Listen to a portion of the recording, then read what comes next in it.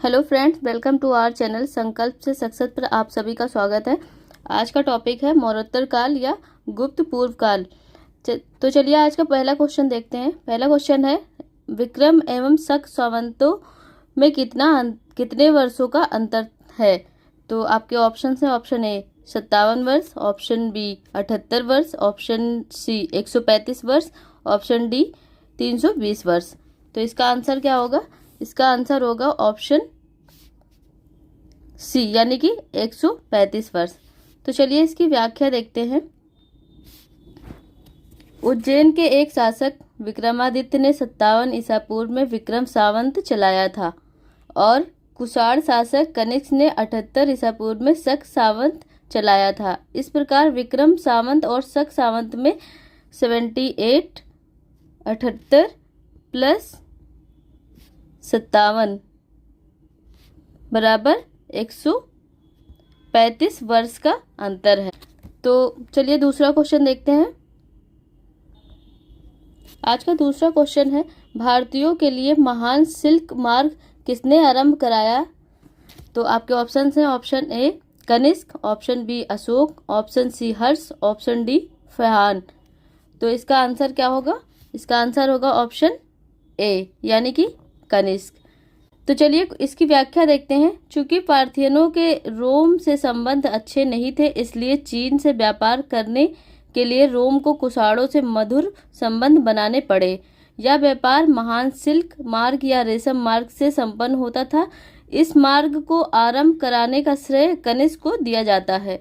तो ये सिल्क मार्ग, रेशम मार्ग किसने आरंभ करा था? कनिष्क ने। चलिए आज का तीसरा क्वेश्चन देखते हैं। भारतीय रंगमंच में यवनिका यानी कि पर्दा का शुभारंभ किसने किया? तो आपके ऑप्शन हैं, ऑप्शन ए शकों ने, ऑप्शन बी पार्थियनों ने, ऑप्शन सी यूनानियों ने, ऑप्शन डी कुषाणों ने। तो इसका आंसर क्या होगा? इसका आंसर होगा ऑप्शन सी, यानी कि यूनानियों ने करा था। तो चलिए इसकी व्याख्या देखते हैं। संस्कृत नाटकों में पर्दे के लिए यवनिका शब्द आता है, जो यूनानी भाषा से लिया गया है। भारतीय रंगमंच में यवनिका का शुभारंभ यूनानियों ने किया था। ठीक है, तो पर्दे का शुभारंभ किसने करा था? यूनानियों ने करा था। क्वेश्चन नंबर 4, कनिष्क की राजधानी कौन सी थी? आपके ऑप्शन हैं, option A Purushpur, option B Mathura, option C Takshashila, option D Pataliputra. तो इसका आंसर क्या होगा? इसका आंसर होगा ऑप्शन ए, यानी कि पुरुषपुर। चलिए इसकी व्याख्या देखते हैं। पाकिस्तान के पेशावर जिले को ही प्राचीन काल में पुरुषपुर नाम से जाना जाता था। कुषाण शासक कनिष्क ने इस नगर की स्थापना की तथा यहीं अपनी राजधानी बसाई थी। ठीक है, तो कुषाण शासक कनिष्क ने पुरुषपुर यानी कि पेशावर में अपनी राजधानी बनाई थी। चलिए क्वेश्चन नंबर 5 देखते हैं। क्वेश्चन नंबर 5 है, सातवाहन वंश का महानतम शासक था। आपके ऑप्शन हैं, option A Shri Satakarni, option B Gautamiputra Satakarni, option C Ashok Putra Pulumavi, option D Yajnashri Satakarni. तो इसका आंसर क्या होगा? इसका आंसर होगा ऑप्शन बी, यानी कि गौतमी पुत्र सतकर्णी। चलिए इसकी व्याख्या देखते हैं। सातवाहन वंश की स्थापना सिमुक ने की थी। इस वंश का महानतम शासक गौतमी पुत्र सतकर्णी था, जिसे पश्चिम का स्वामी कहा जाता है। इसने 2 अश्वमेघ तथा एक राजसूय यज्ञ किया था। चलिए क्वेश्चन नंबर 6 देखते हैं। किस वंश के शासकों ने ब्राह्मणों तथा बौद्ध भिक्षुओं को करमुक्त ग्राम देने की प्रथा प्रारंभ की थी? तो आपके ऑप्शन हैं, option A Satavahana, option B Maurya, option C Gupta, option D Chola. तो इसका आंसर क्या होगा? इसका आंसर होगा ऑप्शन ए, यानी कि सातवाहन। चलिए इसकी व्याख्या देखते हैं। सातवाहन शासकों ने ब्राह्मणों तथा बौद्ध भिक्षुओं को भूमि दान में देने की प्रथा प्रारंभ की थी। यह भूमि सभी प्रकार के करों से मुक्त होती थी। कालांतर में इन्हीं अनुदानों से सामंतवाद के विकास में योगदान दिया, जिससे केंद्रीय नियंत्रण स्थिर हो गया। क्वेश्चन नंबर 7 है, शुंग वंश का अंतिम शासक कौन था? आपके ऑप्शन हैं option A Satakarni, option B Susharma, option C Ashok Putra Pulumavi, option D Devabhuti. तो इसका आंसर क्या होगा? इसका आंसर होगा ऑप्शन डी यानी कि देवभूति। चलिए इसकी व्याख्या देखते हैं। शुंग वंश का अंतिम शासक देवभूति था। इसकी हत्या इसके सचिव वासुदेव द्वारा 75 ईसा पूर्व में कर दी गई, जिसके उपरांत में वासुदेव ने कर्ण वंश की नींव रखी। ठीक है, तो इसकी सचिव ने इसकी हत्या कर दी थी, जिसका क्या नाम था? वासुदेव। चलिए क्वेश्चन नंबर 8 देखते हैं। क्वेश्चन नंबर 8 है, कनिष्क का दरबारी चिकित्सक कौन था? आपके ऑप्शन हैं option A Charaka, option B Dhanvantari, option C Nagarjuna, option D इनमें से कोई नहीं। तो इसका आंसर क्या होगा? इसका आंसर होगा ऑप्शन ए यानी कि चरक। चलिए इसकी व्याख्या देखते हैं। आयुर्वेद के मर्मज्ञ चरक कनिष्क के राजवैद्य थे, जिन्होंने औषधि शास्त्र पर चरक संहिता नामक ग्रंथ लिखा, जिसे भारतीय चिकित्सा शास्त्र का विश्वकोश माना जाता है।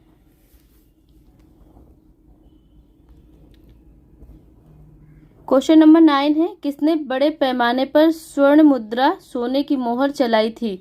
आपके ऑप्शन हैं ऑप्शन ए ग्रीक वासियों ने, ऑप्शन बी मौर्यों ने, ऑप्शन सी कुषाण शासकों ने, ऑप्शन डी शुंगों ने। तो इसका आंसर क्या होगा? इसका आंसर होगा ऑप्शन सी यानी कि कुषाण शासकों ने। तो चलिए इसकी व्याख्या देखते हैं। कुषाणों के पास स्वर्ण का भारी भंडार था, जिसे उन्होंने एशिया के अल्टाई पहाड़ों एवं रोम से प्राप्त किया था। स्वर्ण सिक्कों का प्रारंभ कुषाण शासक विम फंडफिसेस के काल से हुआ तथा कनिष्क के समय तक भारी मात्रा में स्वर्ण मुद्राओं का निर्माण होने लगा। कुषाणकालीन सिक्के शुद्धता की दृष्टि से उत्कृष्ट थे। चलिए क्वेश्चन नंबर 10 देखते हैं।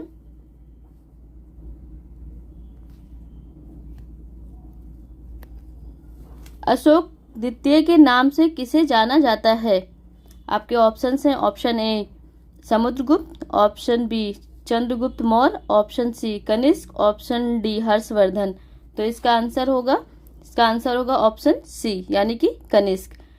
कनिष्क को अशोक द्वितीय के नाम से भी जाना जाता है। चलिए इसकी व्याख्या देखते हैं। कनिष्क भी बौद्ध मतानुयायी था तथा उसने अशोक की भांति बौद्ध धर्म का प्रचार साम्राज्य के साधनों से कराया। बौद्ध अनुश्रुतियों में कनिष्क को अशोक के समान बताया गया है तथा द्वितीय अशोक कनिष्क ही था। चलिए क्वेश्चन नंबर 11 देखते हैं। मगध में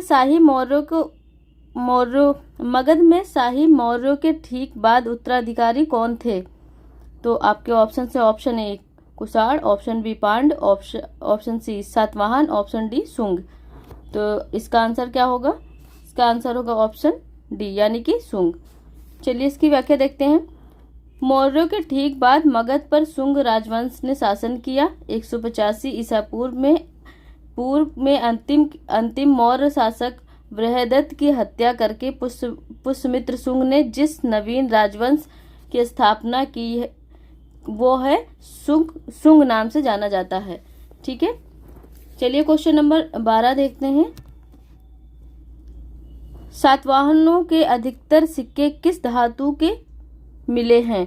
तो आपके ऑप्शन हैं ऑप्शन ए जीतल, ऑप्शन बी शीशे, ऑप्शन सी पीतल, ऑप्शन डी सोने।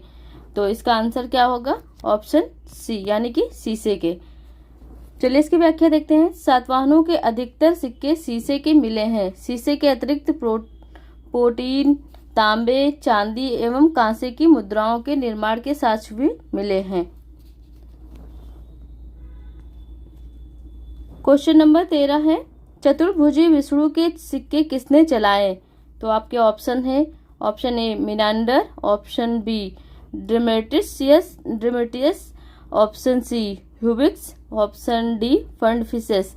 तो इसका आंसर क्या होगा? इसका आंसर होगा ऑप्शन सी यानी कि ह्यूबिक्स। ह्यूबिक्स का कनिष्क का उत्तराधिकारी था। ह्यूबिक्स जो था वो कौन था? कनिष्क का उत्तराधिकारी था। इसका कार्यकाल 106 से 140 ईसा पूर्व तक रहा। इसने कश्मीर में खुश्कपुर नामक नगर की स्थापना करवाई, या शिव और विष्णु का उपासक था। इसके द्वारा चलाए गए चतुर्भुजी विष्णु के सिक्के प्राप्त हुए। क्वेश्चन नंबर 14 है, नंदी और शिव की मूर्ति युक्त सिक्के का प्रचलन किया था। तो आपके ऑप्शन है, ऑप्शन ए हुइज़ ने, ऑप्शन बी योधेय ने, ऑप्शन सी वासुदेव ने, ऑप्शन डी फंडफिशर्स ने। तो इसका आंसर क्या होगा? इसका आंसर होगा ऑप्शन डी, यानी कि फंडफिशर्स ने। चलिए इसकी व्याख्या देखते हैं। कुषाण शक्ति का वास्तविक संस्थापक विम फंडफिशर्स फर्स्ट को माना जाता है। उसने सोने तथा तांबे के सिक्के चलवाए। उसके सिक्कों पर एक ओर यूनानी लिपि और दूसरी ओर खरोष्टी। इसके सिक्कों पर शिव की आकृति, नंदी, बैल और त्रिशूल आदि अंकित हैं, जो उसकी शैव धर्म में आस्था को बताता है। ठीक है, चलिए क्वेश्चन नंबर 15 देखते हैं। सातवाहन काल का सर्वश्रेष्ठ शासक था। आपके ऑप्शन है, ऑप्शन ए सतकर्णी प्रथम, option B Simuka, option C Yajnashri Satakarni, option D Gautamiputra Satakarni. तो इसका आंसर क्या होगा? ऑप्शन डी, यानी कि गौतमीपुत्र सतकर्णी। सातवाहन वंश का महानतम शासक गौतमीपुत्र सतकर्णी था। इसके समय में इसकी माता बलश्री तथा नासिक अभिलेख से प्राप्त हुआ। नासिक अभिलेख में ही इसे एकमात्र ब्राह्मण एवं अद्वितीय ब्राह्मण कहा गया। इसने शक शासक नहपान को हराकर मार डाला।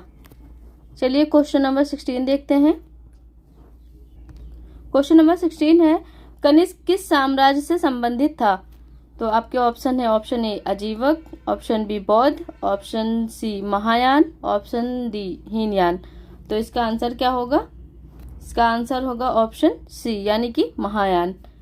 बौद्ध धर्म की चौथी बौद्ध संगति कनिष्क के शासनकाल में कुंडलवन कश्मीर में प्रसिद्ध बौद्ध विद्वान वासुमित्र की अध्यक्षता में हुई। यही बौद्ध धर्म हीनयान और महायान में विभक्त हो गया। कनिष्क बौद्ध धर्म के महायान संप्रदाय का अनुयायी था। क्वेश्चन नंबर 17 है, रुद्रदमन कौन था? आपके ऑप्शन है, ऑप्शन ए शक राजा, ऑप्शन बी सातवाहन राजा, option C Rashtrakuta, option D Pratihara राजा। तो आपके इसका आंसर क्या होगा? इसका आंसर होगा ऑप्शन ए, यानी कि शक राजा। चलिए देखते हैं इसकी व्याख्या। रुद्रदमन उज्जैनी के शकों में सबसे प्रसिद्ध शक शासक था। इसके विषय में जानकारी का प्रमुख स्रोत इसका जूनागढ़ अभिलेख 150 ईस्वी में। इस अभिलेख से पता चलता है कि इस समय यहाँ का राज्यपाल सुविशाख था, जिसने सुदर्शन झील के बांध का पुनर्निर्माण करवाया था। रुद्रदमन व्याकरण, राजनीति, संगीत एवं तर्क शक्ति का पंडित था। क्वेश्चन नंबर 18 है, किस शासक को 2 अश्वमेध यज्ञ करने वाला माना जाता है? तो आपके ऑप्शन है, option A Pushyamitra Shunga, option B Samudragupta, option C Chandragupta द्वितीय, ऑप्शन डी स्कंदगुप्त। तो इसका आंसर क्या होगा? इसका आंसर होगा ऑप्शन ए, यानी कि पुष्यमित्र शुंग। चलिए इसकी व्याख्या देखते हैं। पुष्यमित्र शुंग 185 से 149 ईसा पूर्व के विषय में जानकारी इसके अयोध्या अभिलेख से प्राप्त होती है, जो इसके राज्यपाल धनदेव से संबंधित है। इस अभिलेख से पता चलता है कि पुष्यमित्र शुंग ने 2 अश्वमेध यज्ञ करवाए तथा इसे कराने का श्रेय पतंजलि को है। क्वेश्चन नंबर 19 देखते हैं। प्राचीन भारत में निम्न में से किस एक ने नियमित रूप से सोने के सिक्के चलवाए? तो आपके ऑप्शन है, ऑप्शन ए सातवाहन वंश ने, ऑप्शन बी शक ने, ऑप्शन सी कुषाण ने, ऑप्शन डी पार्थियन ने। तो इसका आंसर क्या होगा? इसका आंसर होगा ऑप्शन सी, यानी कि कुषाण ने। ठीक है, कुषाण शासकों ने नियमित रूप से सोने के सिक्के चलाए। सबसे पहले सोने के सिक्के कुषाण शासक विम फंडफिशर्स ने चलाए। उसके बाद कनिष्क तथा उसके उत्तराधिकारियों ने सोने के सिक्के चलाए थे। चलिए क्वेश्चन नंबर 20 देखते हैं। कनिष्क के शासनकाल की सर्वाधिक महत्वपूर्ण घटना कौन सी थी? तो आपके ऑप्शन हैं, ऑप्शन ए बौद्ध धर्म का भारत के बाहर प्रचार, ऑप्शन बी जैन धर्म का पुनः उदय, ऑप्शन सी चतुर्थ बौद्ध संगीति, ऑप्शन डी गांधार शैली का विकास। तो इसका आंसर क्या होगा? इसका आंसर होगा ऑप्शन सी, यानी कि चतुर्थ बौद्ध संगीति। चलिए इसकी व्याख्या देखते हैं। कनिष्क के शासनकाल की सर्वाधिक महत्वपूर्ण घटना चतुर्थ बौद्ध संगीति का आयोजन था, जो कश्मीर के कुंडल वन में प्रथम शताब्दी में प्रसिद्ध बौद्ध विद्वान वासुमित्र की अध्यक्षता में हुई। ठीक है, चलिए क्वेश्चन नंबर 21 देखते हैं। प्राचीन काल में भारत पर आक्रमणों के संबंध में कौन सा सही कालानुक्रम है?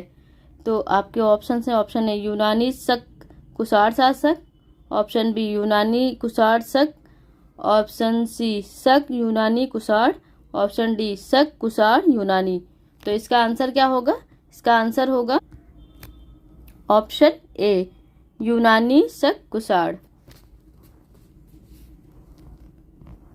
क्वेश्चन नंबर 22 देखते हैं। क्वेश्चन नंबर 22 है, कुषाणों का संबंध था। आपके ऑप्शन हैं, ऑप्शन ए सिथियन जनजाति से, ऑप्शन बी पार्थिया से, ऑप्शन सी चीन के यूची जनजाति से, ऑप्शन डी इनमें से कोई नहीं। तो इसका आंसर होगा, इसका आंसर क्या होगा?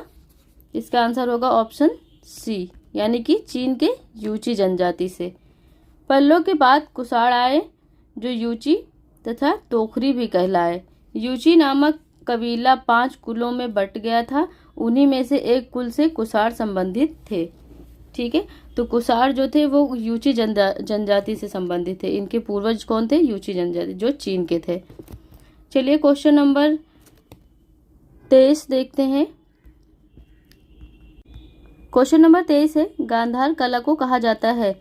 आपके ऑप्शन हैं, ऑप्शन ए इंडो ग्रीक कला, ऑप्शन बी सार सैनिक कला, ऑप्शन सी बुद्ध कला, ऑप्शन डी भारतीय कला।